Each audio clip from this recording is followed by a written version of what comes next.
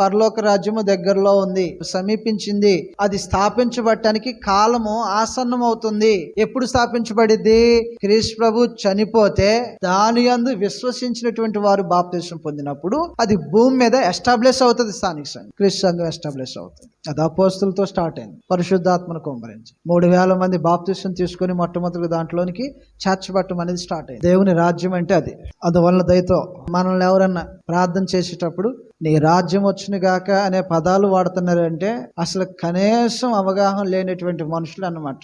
గ్రంథం అపార్థం అయితే నాశనం అవుతారా అని అన్నాడు. పేతురు రాసిన 2వ పత్రిక 3వ అధ్యాయము 16వ వచనం నుంచి మనం చదివితే లేఖనాలు అపార్థమైతే నాశనం అవుతారని అన్నాడు. ఇప్పుడు రాజ్యం వచ్చును గాక అనేవాడు అపార్థం చేసుకున్నవారా లేకపోతే మంచిగా అర్థం చేసుకున్నవారా?